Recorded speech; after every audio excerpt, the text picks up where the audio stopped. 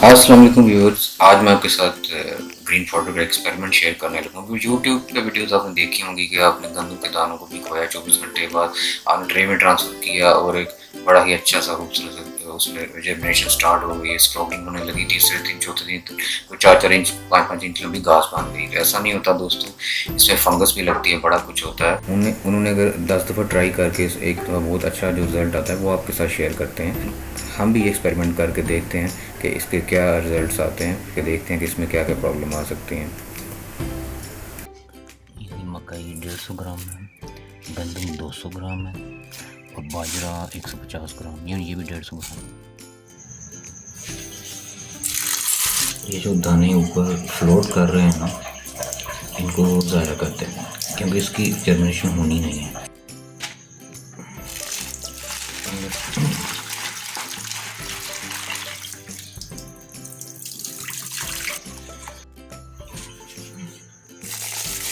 बाजरा, गंदम, बाजरा, मकई, तीनों को हमने पानी में सबमर्ज कर दिया। अब इस पर थोड़ी सी क्लोरीन ऐड करेंगे। अच्छा, ये मैं अंदाजे से ही डालूँगा, मुझे नहीं पता क्वांटिटी का। बड़ी तेज स्मेल है इसकी। इसको थोड़ा सा मिक्स कर लिया।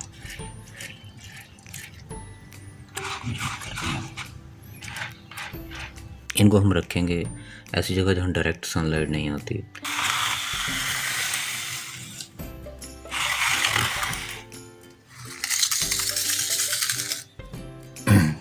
तो इसको 24 घंटे पूरे हो चुके हैं। अब इसमें से पानी अच्छी तरह निचोड़ के तो हम इस ट्रे में ट्रांसफ़र करेंगे। ये जो ट्रे आप देख रहे हैं, इसमें मैंने पार्टीशन बना दी है टिश्यू पेपर से। इस तरह हम इसका पानी निचोड़ लेंगे।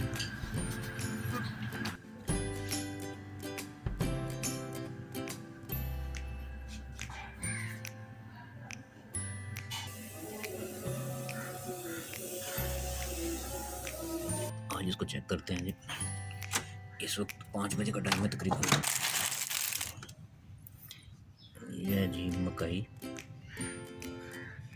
सही कर लेते हैं। इसकी जर्मिनेशन कोई खास तो नहीं आ रही मकई का। वैसे भी लास्ट टाइम मैंने एक्सपेरिमेंट किया था तो हमेशा ही ये बहुत स्लो होती है, लेकिन फिर भी कुछ कुछ हो रही है, तो थोड़ी बहुत जर्मिनेशन नज़र आ रही है इसमें। अब ये स्प्राउटिंग जो भी कह रहे हैं, गंदम का रिज़ल्ट मुझे अच्छा नहीं लग रहा है। ये आप देख रहे हैं, ये देखिए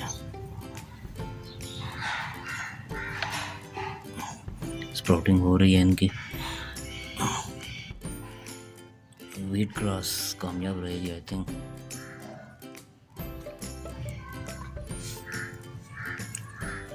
अच्छा, इसकी भी स्प्राउटिंग हो रही है बाजरे की। देखिए देखिए, वो नज़दीक कर लेता हूँ। स्प्राउटिंग हो रही है। अब इसको कल दोबारा चेक करेंगे। ये है जो मकई में काफ़ी फंगस लग चुकी है, लेकिन स्प्राउटिंग हो रही है। इसको कवर कर देते हैं दोबारा। ये है जी व्हीट। सबसे अच्छी स्प्राउटिंग जो है वो गंदम की हुई। अब बारी है बाजरा की। ये भी ठीक है, लेकिन फंगस लग रही है। कल दोबारा चेक करेंगे। सबसे पहले चेक करेंगे जी ये मकई, ये किधर आ गया।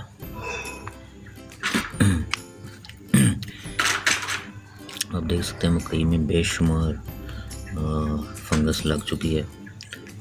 स्प्राउटिंग भी थोड़ी बहुत हो रही है, लेकिन फंगस बहुत ज़्यादा है। ये है व्हीट। व्हीट जो है इसमें बहुत अच्छी स्प्राउटिंग हुई है, लेकिन फंगस ने बेड़ा गर्क किया हुआ है। लेकिन फंगस के बावजूद अगर ये ग्रो कर जाती है तो देखते हैं। बाजरे की भी स्प्राउटिंग हो रही है, लेकिन वीट सबसे बेहतर है, यानी गंदम सबसे आगे है। और इसमें भी फंगस है लेकिन फंगस कम है, स्प्राउटिंग को इतनी ज़्यादा नहीं है, बड़ा है ज़रूर। इसको दोबारा कवर कर देते हैं, काले के बाद फिर इसको चेक करेंगे। ये है जी मकई, गंदम है, और ये है जी बाजरा।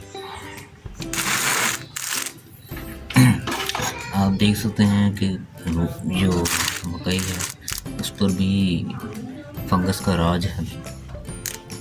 फंगस इतनी ज़्यादा है कि लास्ट टाइम मैंने एक्सपेरिमेंट किया था उससे भी कहीं ज़्यादा फंगस है। देखें पेड़ ही हुआ हुआ है, यहाँ तो तबाही मच चुकी है।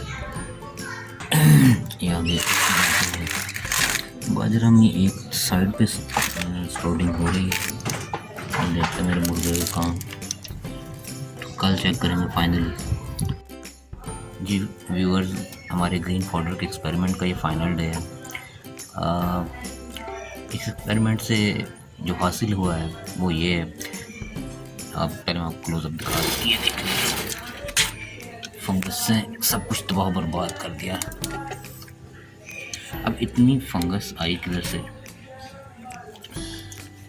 जब भी फॉडर बनाएं मेरे इसको ऐसी जगह पे रखें जहाँ जानवरों का आना जाना ना हो, जहाँ इर्द गिर्द कोई गंदी चीज़ ना हो, क्योंकि हवा में मौजूद जो डस्ट है उस पार्टिकल्स में फंगस के छोटे छोटे जरासीम होते हैं या माइक्रोब्स हैं, जो भी कहते हैं, तो उससे फंगस फैलती है। ये जो एक्सपेरिमेंट है मेरा बज़ाहिर नाकाम हुआ है, लेकिन इससे मैंने बहुत कुछ सीखा है। अब नेक्स्ट टाइम मैं कभी भी बाजरा, मकई और गंदम को एक ट्रे में नहीं लगाऊंगा। और एक चीज़ और दूसरा ये करूँगा कि इसको ऐसी जगह लगाऊंगा जहाँ हवा में कोई डस्ट वगैरह ना हो, साथ कोई किसी भी किस्म की कोई गंदगी ना हो, क्योंकि गंदगी से ही ज़्यादातर फंगस फैलती है। तो मैं इसका मतलब ये नहीं कि फंगस बिल्कुल नहीं फैलेगी, हो सकता है थोड़ी बहुत फंगस फिर भी फैले, लेकिन इतनी ज़्यादा नहीं होगी जितनी अब आप देख रहे हैं, तो तबाही मच गई है। बहरहाल अभी हमारी मुर्गियाँ खाएंगे इसे।